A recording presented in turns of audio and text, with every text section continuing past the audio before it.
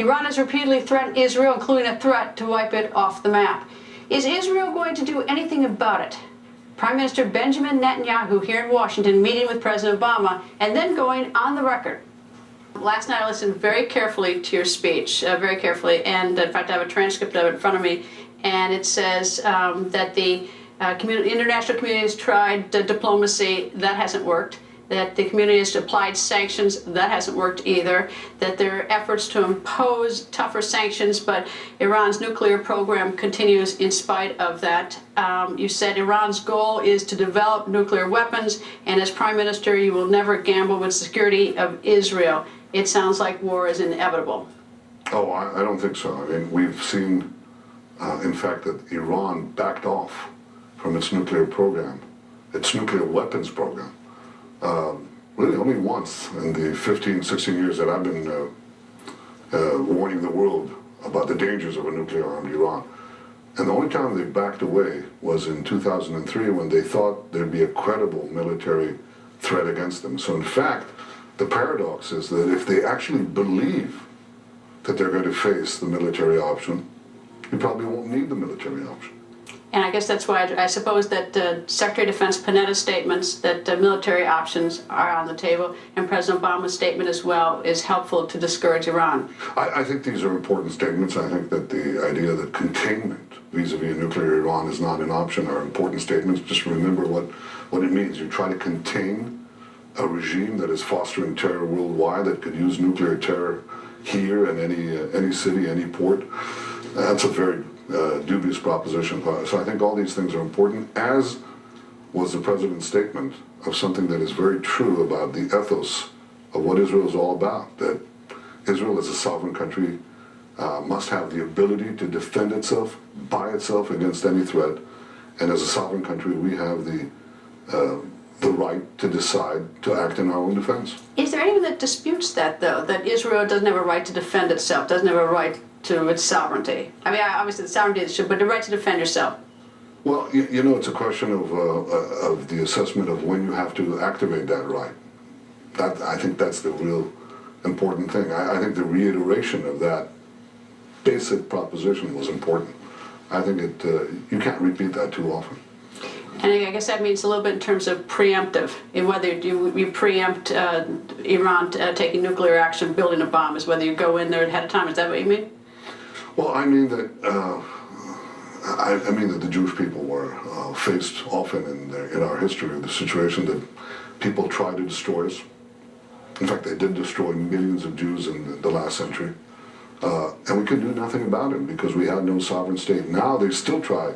They still threaten to destroy us, but this time there's a state of Israel, and if necessary, we'll act in our own defense. And I think it's very important to repeat that clearly.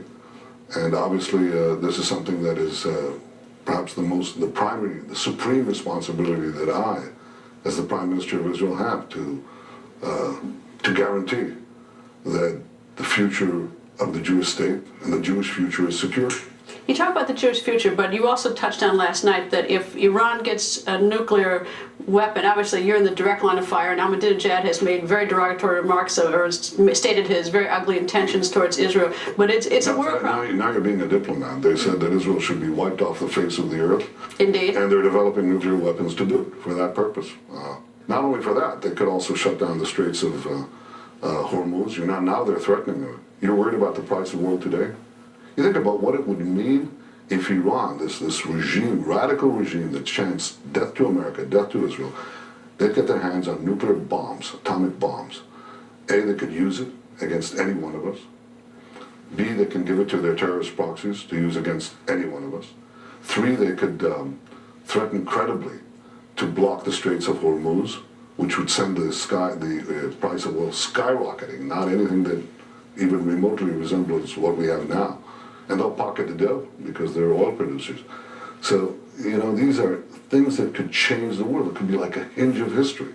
We could live in another time. We've never had, since the advent of nuclear weapons, a regime that could act with such irresponsibility, having those weapons of mass death. So I think this is something that we should talk about. Everybody talks about the costs of taking action to stop Iran. I think it's important to start talking about the cost of not acting to stop Iran, of a world in which the Ayatollahs would have atomic bombs. I think that could be catastrophic. Do you have the sense that other nations have that sense of seriousness that you have about this issue, or do you think that many nations think we can still sort of talk our way out of this a little bit? I think they'd like to see Iran agree to dismantle its nuclear program. I think they're trying to press them to do that. The pressures have been applied. They've been intensified. The economic sanctions hurt Iran economically, there's no question about that. But so far it hasn't, this pressure and these sanctions haven't achieved the one goal they have, which is to make Iran stop their nuclear weapons program. Do you have any doubt they have a nuclear weapons program?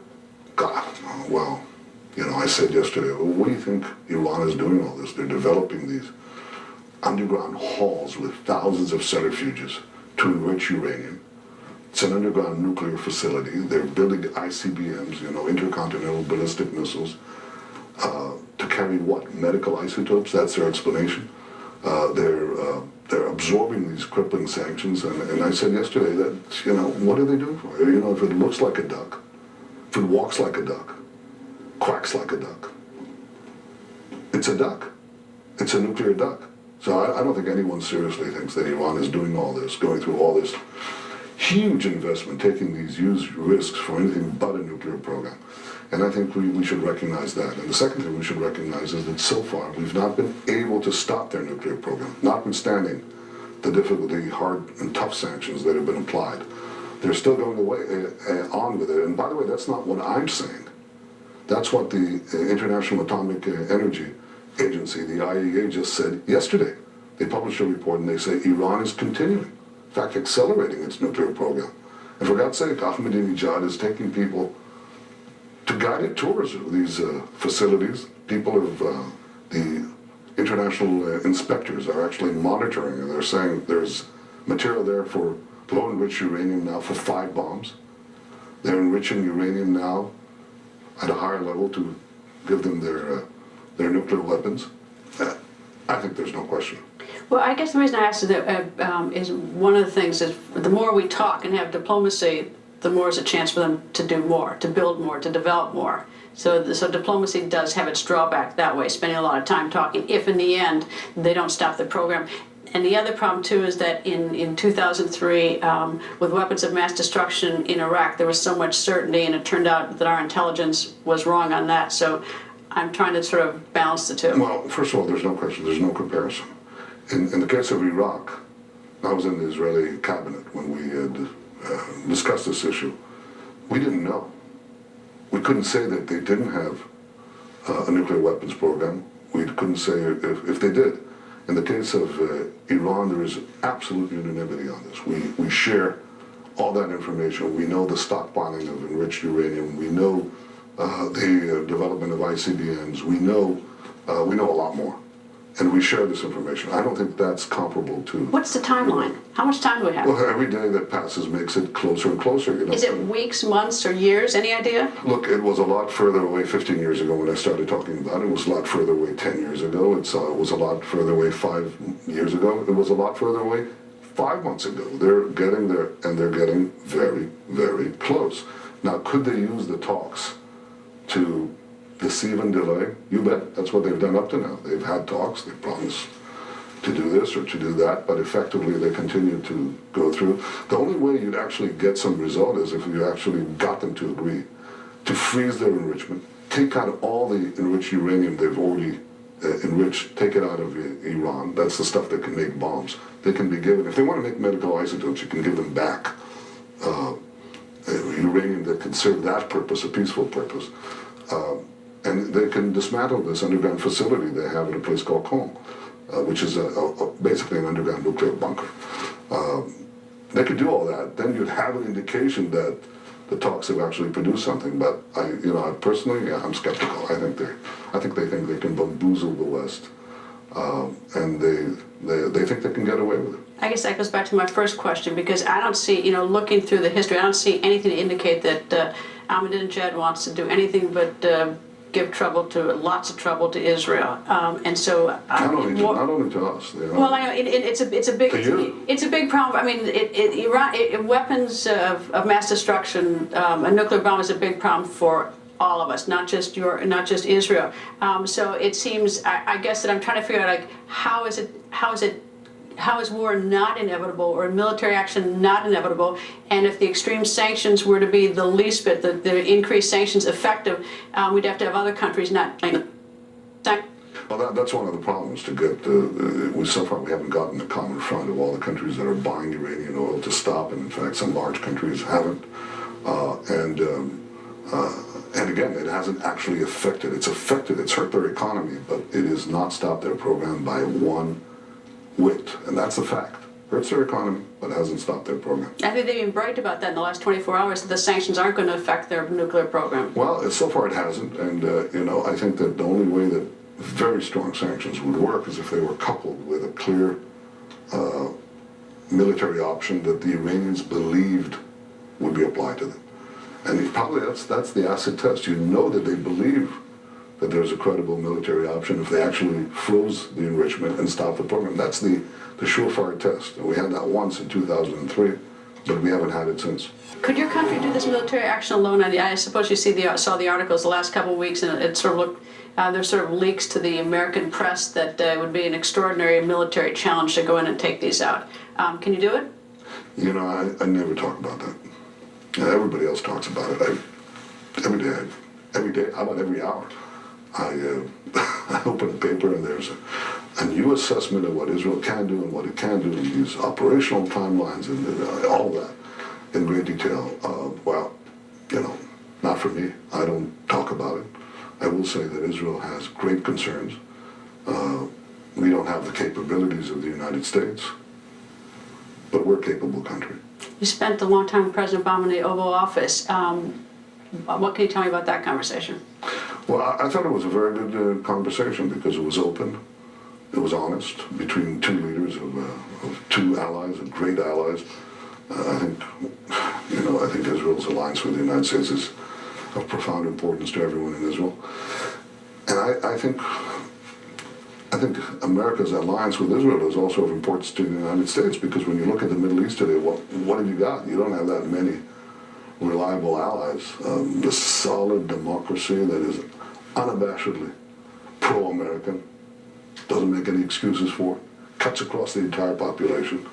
You don't have people chanting death to America in Israel. You don't have people saying we want to move away from America. On the contrary, that's an island of stability and reliability in the heart of the Middle East, which is a very unstable and unreliable region these days for the United States, and one fraught with great dangers, because these terrorists, Iran has slaughtered and arranged the slaughter of hundreds, if not more, Americans. It's helped kill American soldiers in Afghanistan and Iraq. It's tried to assassinate the Saudi ambassador a few blocks away from here in Washington. Its proxy, Hezbollah, killed 241 Marines in Lebanon. And God forbid that such a regime would have atomic bombs. That would be a great threat to the United States, to American lives, to Israel certainly, to America's allies, to the supply of oil. Could spark off just a mad race, nuclear arms race, and that could turn the Middle East into a nuclear tinderbox.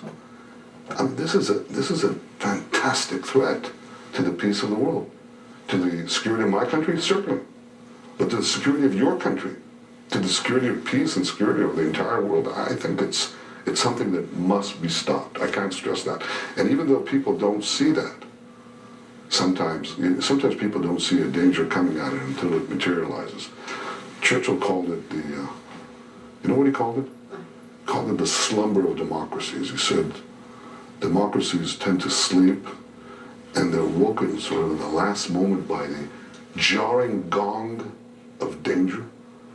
Well, if I can sound the jarring gong of danger, not disregarding all the dangers that are fraught with trying to actually stop this danger from materializing, but also understanding the enormous consequences of not stopping it. This could be so it could be a different world, and one that we will regret that we allowed to happen, as happened before.